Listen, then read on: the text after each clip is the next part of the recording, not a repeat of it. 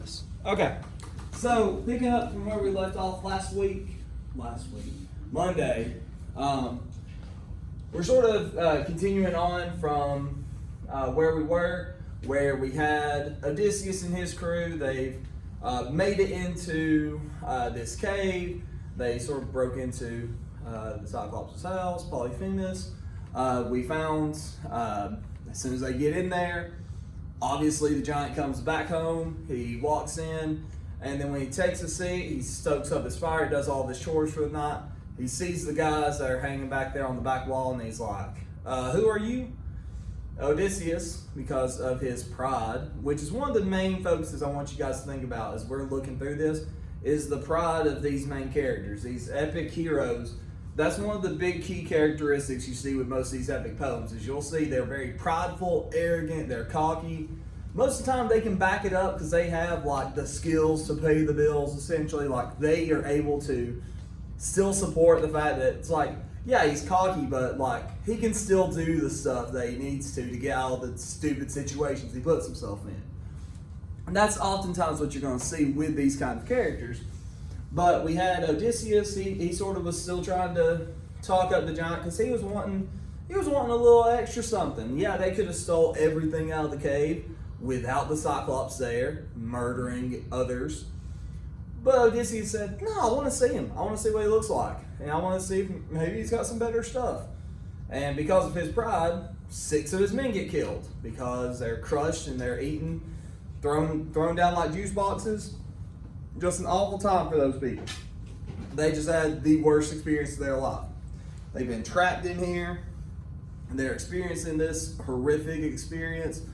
Then, finally, they start fighting back, and Odysseus and 4 of his men, they've been able to make this huge 6-foot like spike that they drove into the Cyclops' eye, turned it, blood pouring out. Just an awful experience for the Cyclops. He is just in massive pain. The other Cyclopses come ask him, hey, well, who's doing this? What's the big problem? It's like, because you're keeping us up. We can't sleep because you keep yelling in the nights. So if somebody's attacking you, we'll help. But other than that, we don't really care. So it's like, and he was like, nobody's attacking me, because that was the name that Odysseus gave him, was the name Nobody. That was the name he was wanting to be called. And so when the Cyclops screams out, nobody's attacking me, nobody's hurting me, what do they think? Help me out here, Ava. What do they think? What do those other Cyclopses think? Nobody's actually. Yeah, nobody's there attacking him. It's just like he's just got stomach problems in the night or something. So he's just yelling out for no good reason. So that's sort of where we're sitting at, is he's screaming out, nobody's attacking me. And they're like, oh, well, if nobody's getting at you, then we're just going to go home and go to sleep. Just shut up. And so when they leave, here we come to the morning. Odysseus is trying to figure out how to win the game to actually be able to survive and get the most of his men out of this horrific situation he kept them in and put them into. So now he's sort of trying to think a way out. We saw last week, he came up with this idea. We're going to tie ourselves underneath the sheep. We'll put a sheep on each side, and then we'll put the guy in the middle.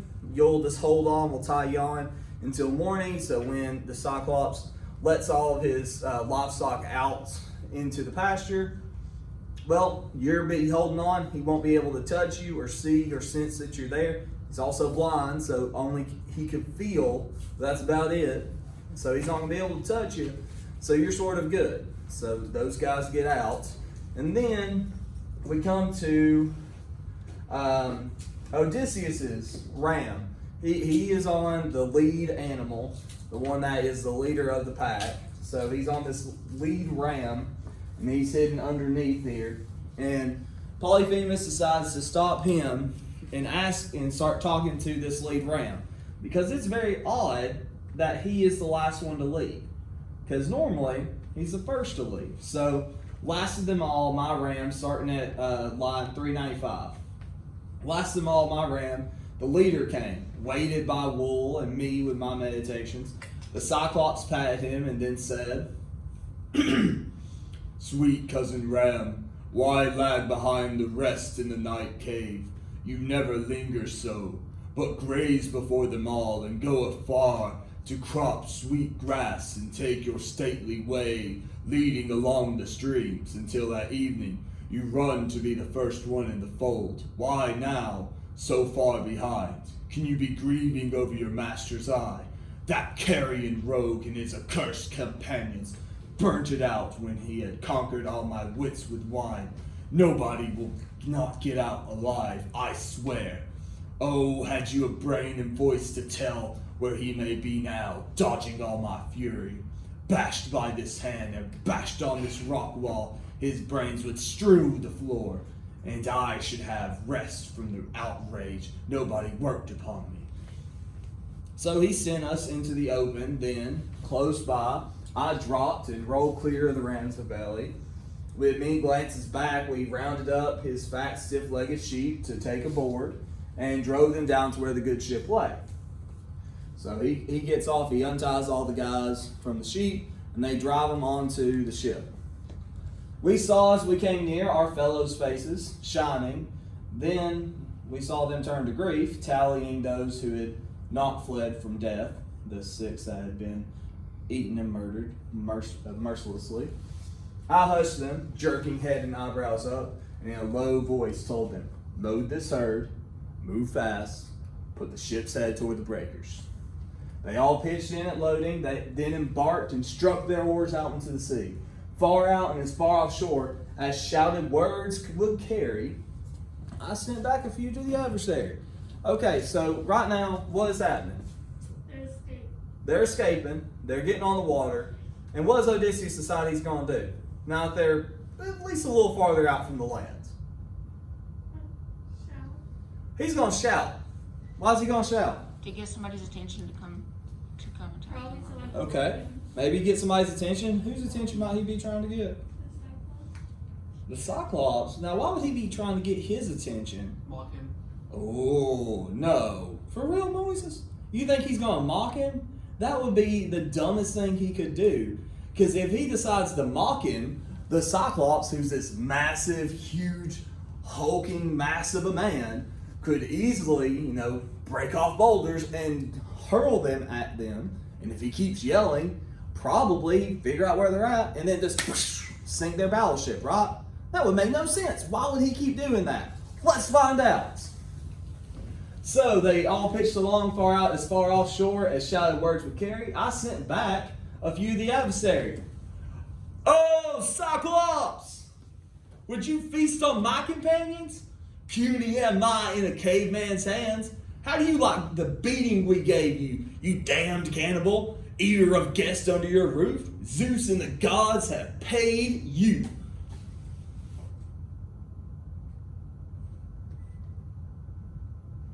He mocked him. He just straight up mocked him. I can't believe it, Moises. That makes no sense. Why would he do something so stupid? Pride. Oh. Yeah, he's very proud, right? That's his whole thing. He's like, "Hey, I took him on. We got you. Ha! We blinded you. You can't do nothing now. So I'm just going to troll you. As we leave out, I'm going to troll you." So now, the blind thing in his doubled fury broke, and this is line 436 at the bottom of 573. The blind thing in his doubled fury broke a hilltop in his hands and heaved it after us. Ahead of our black prow, it stuck and sank, whelmed in a spuming geyser, a giant wave that washed the ship's stern foremost back to shore. I got the longest boat hook out and stood fending us off with furious nods to all to put their backs into a racing stroke. "Row, row, or perish!" So the long oars bent, kicking the foam sternward, making head until we drew away and twice as far. Now, okay, so now the Cyclops is super angry. What did he do, Melanie? What did he do? Not Melanie. Am I thinking the wrong place? I'm so crazy. I'm sorry. I'm out of my mind today. What did he do, Amina? Help me out. What does the Cyclops decide to do? He hears them yelling at him and mocking him, making fun of him. This Cyclops is super ticked at him. What's he going to do? Just shut him up.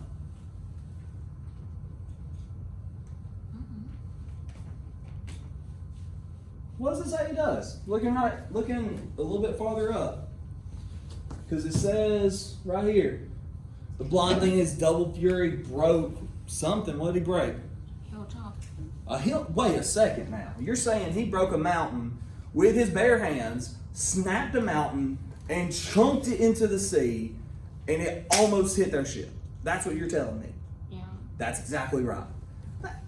Can you believe this? This dude is so arrogant. He's like, yeah, I'm fine with my men dying as long as I get to get a couple quick jabs in to make fun of this dude even more. That's his problem. It's pride. Yeah. His pride is going to be the thing that takes him down.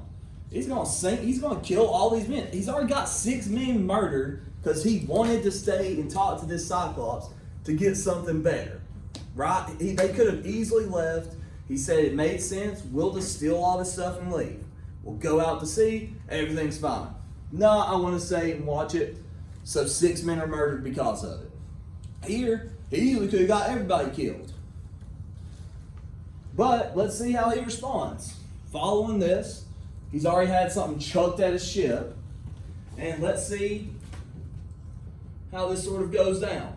All right, so starting back at 4:46. Kicking the foam sternward, making head, till we drew away twice as far. Now when I cut my hands,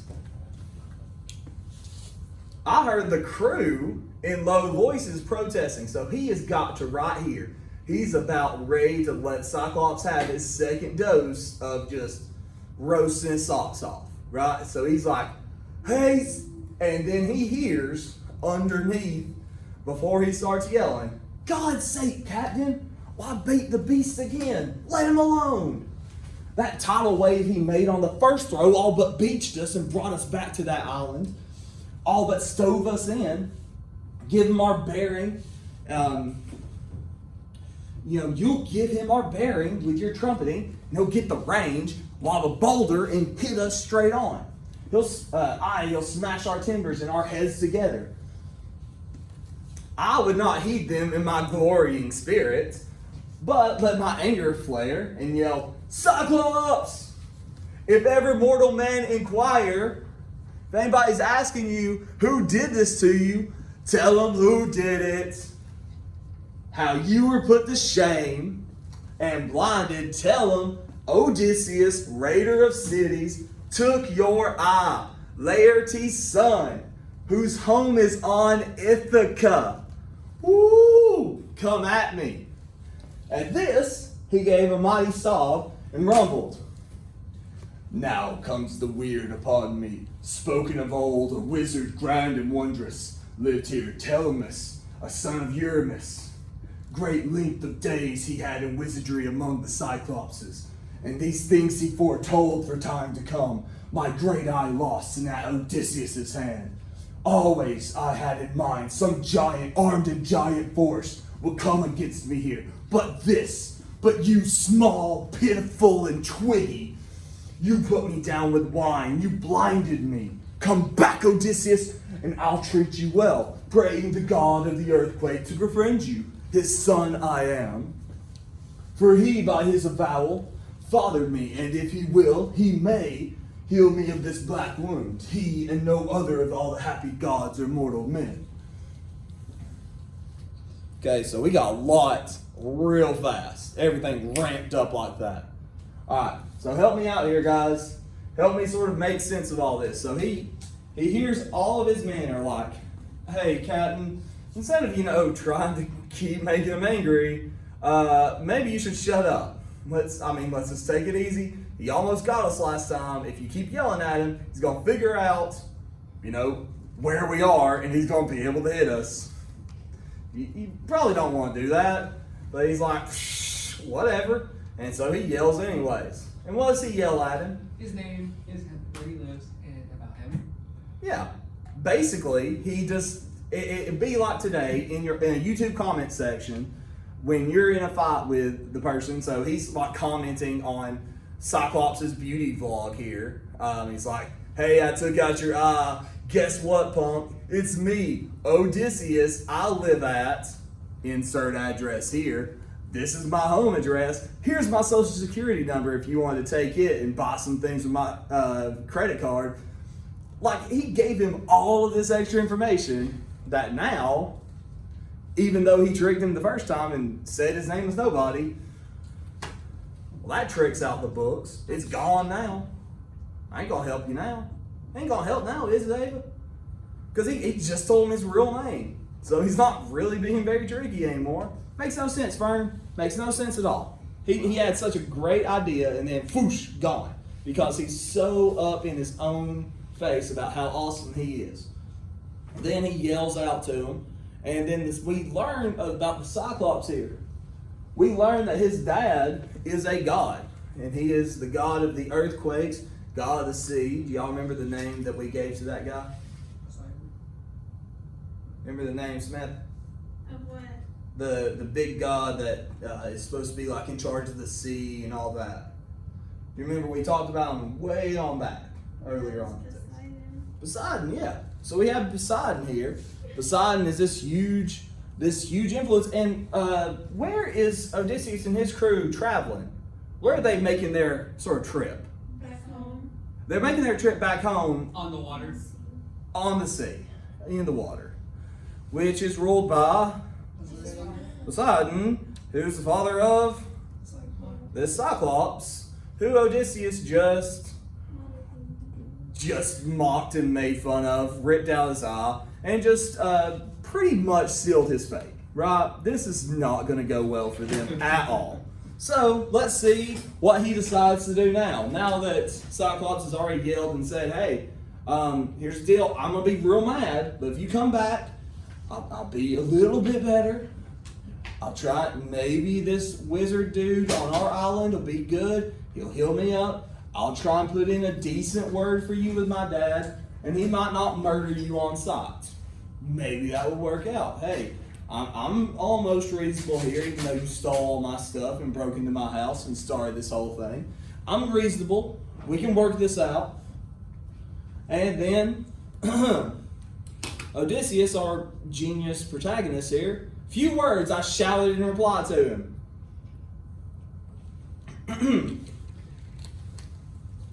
If I could take your life, I would, and take your time away and hurl you down to hell. The god of earthquake couldn't heal you there. This guy, he's insufferable.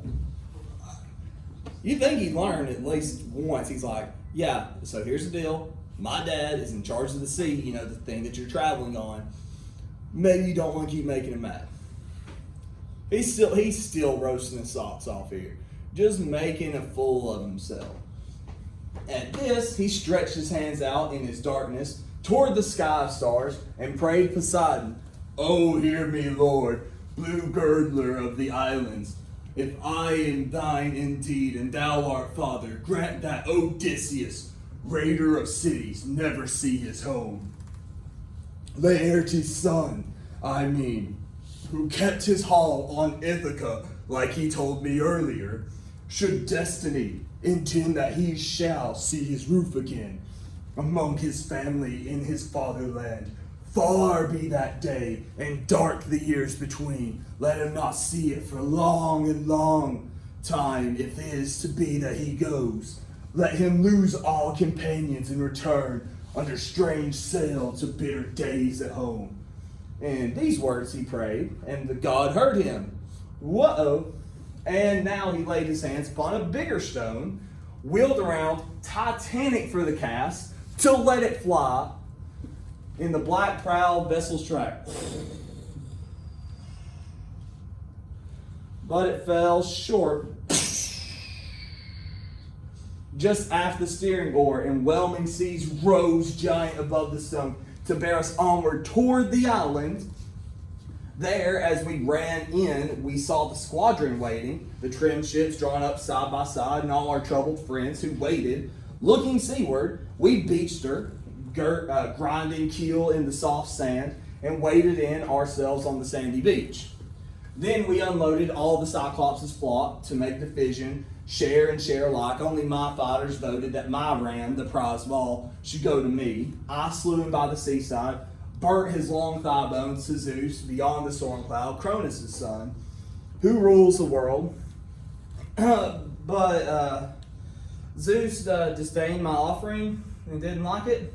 Destruction for my ships he had in store, and death for those who sailed them. So all my companions and everybody with me, my ships and everything will eventually break and die. That's how Zeus sees it. So he didn't really take my sacrifice here. So now, all day long, until the sun went down, we made our feast on mutton, sweet raw, and we still partied it up. Till after sunset and the gathering dark, we went to sleep above the wash of ripples. When the young dawn with fingertips of rose touched the world, I roused the men up, woke them up here in the morning, gave orders to man the ships, cast off the mooring lines, and filing in to sit beside the rowlocks, oarsmen in line, dipped oars in the gray sea. So we moved out, sad in the vast offing, having our precious lives, but not our friends. Woo! So we got a tough little section here. So they survive, but they've lost 6 men of some of the better fighters on the ship, because Odysseus said he took the 12 best fighters with him. 6 of those dudes were made Cyclops food. Now, they were able to steal most of the stuff. So essentially, they still stole all the things from the Cyclops, from Polyphemus, and they took all of his stuff. But they left behind 6 men's lives in return for that. And now, Odysseus and his entire crew is cursed, and all of them are going to die, and his ships are going to get broken up. And if he ever gets home, which should be, let's say if he was going to get home in like a year from now it's probably going to take him like 10 years to get home. And when he gets home, it's going to be real tough and dark days for him. And it sort of seems like, was it really that worth it? Maybe not, who knows? We don't really know yet. I mean, we sort of have an idea. But Odysseus, he decided to stick around. They could have gotten the same haul had they, did the first idea and just stole everything and left. Everything would have been good. They wouldn't be cursed, and they wouldn't have 6 men now dead. So maybe they would have made out better then. But that's where we sort of stand. All right, then next they go to the land of the dead, and we're going to pause it right here. So here's what I want us to do. Let's see, what time are we sitting at? 1:59. Okay, cool. We got a good little chunk of time. So here's what we're going to do. The first thing that I'm going to have y'all do, y'all start working on the reading questions for the Odyssey at the end of last class. You should have completed questions 1 through 4. Now I want you to go back to those. You should find questions 5 through 8. Now you should be able to answer those questions. So I'm going to give y'all, let's give you about 8 minutes or so to work through those remaining questions, those next 4 questions or so. So work through the remainder of those. If you didn't finish these first 4, which you should have before you came in, you have time to work through those. Okay, so make sure you get these done and completed. Then we're going to talk about the assignment that I've been getting some emails about, this Cyclops email writing assignment. We'll talk about it here at the end of class. So in the next about 8 minutes or so, we'll jump back on and we'll talk through this, sort of get you in on the know, and then let you sort of start working with it. Any questions on where we're going, what we're doing? All right, so about 8 minutes I'm going to give y'all for your time to work through this. So you got 8 minutes on the clock. Ready, set, go.